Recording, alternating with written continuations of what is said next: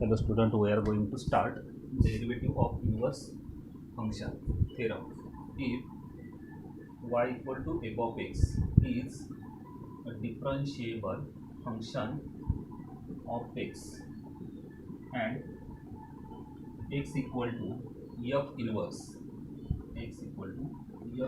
of y, f या साईडला आलं की इनवर्स होतं, x equal to f inverse y is differentiable function of y, then prove that first dy by dx equal to 1 upon dx by dy, second dx by dy equal to 1 upon dy by dx, third dy by dx into dx by dy equal to 1, dx ला dx cancel, dy ला dy cancel equal to 1. या ठिकाणी ह्याचा reciprocal झाला की dx by dy येतो, ह्याचा reciprocal केला की dy बाय dx. तर हे तिन्ही सुद्धा सेम एकच स्टेप आहेत, फक्त लिहिण्याची पद्धत वेगवेगळी. हो, let delta x delta y, आता या ठिकाणी dy आणि dx आहे, मग delta x delta Y be the small increment in x and y respectively as, किंवा या ठिकाणी फॉर्म्युले यूज करायचे. या ठिकाणी फॉर्म्युले म्हणजे लिबनिज नोटेशन, किंवा ॲज म्हणा, as delta x tends to 0 delta y tends to 0. Next step, आता फॉर्म्युले तयार करायचे. लिमिट इतकाच फॉर्म्युला बघून तयार करायचा, फक्त डेल्टा घ्यायचं. Limit delta x tends to 0 upon d x आहे, त्यामुळे delta x tends to 0 delta y upon delta x equal to, तर ह्याचं लिमिट काय असतं, या ठिकाणी सरळ लिहायचं dy बाय डी एक्स, त्याला काय म्हणतात, लिबनिज नोटेशन. हा एक फॉर्म्युला तयार करू. लिमिट डिनॉमिनेटरला dy आहे, म्हणजे आपण डेल्टा वाय टेन्स टू 0 घ्यायचं, delta x upon delta y equal to d x upon d y. तर या फॉर्म्युल्याला काय म्हणायचं, लिबनिज नोटेशन. 9. आता या ठिकाणी ही स्टेप लिहू आपण, फक्त डेल्टामध्ये लिहायची, delta y upon delta x into delta x upon delta y equal to 1. याला हे कॅन्सल होणार, ह्याला हे कॅन्सल होणार, इक्वल टू किती आलं, 1. तर या ठिकाणी टेकिंग लिमिट घ्यायचं, taking limit on both side as delta x tends to 0. तर दोन्ही बाजूला लिमिट घेतलं, ते लिमिट काय घेतलं, as delta x tends to 0 घेतलं.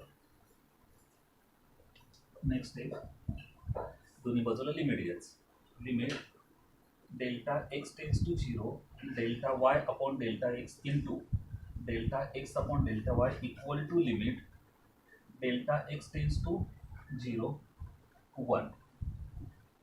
आता या ठिकाणी LHSला बघा, दोन्ही साईडला मल्टिप्लिकेशन आहे, दोन फंक्शन आहे, सेपरेट लिमिट द्यायचं. Limit delta x tends to 0 delta y upon delta x into limit delta x tends to 0 delta x आहे, delta x upon delta y equal to, या ठिकाणी कॉन्स्टंट आहे, 1 हे कॉन्स्टंट, कॉन्स्टंटचं लिमिट कॉन्स्टंटच असतं, that is RHS exist म्हणा, RHS exist म्हणजे RHS हे solve झालेलं आहे, एक्झिस्ट होणे म्हणजे सॉल्व्ह होणे. आता या ठिकाणी LHSला, तर LHSला या ठिकाणी लिबनिज नोटेशन, डिनॉमिनेटरला बघायचं, इथं डेल्टा एक्स आहे, इथं डेल्टा एक्स आहे, या ठिकाणी फॉर्म्युला तयार करू शकतो, इथं डेल्टा वाय, इथं डेल्टा वाय तयार करायचं, हे आहे तसं लिहून घ्या.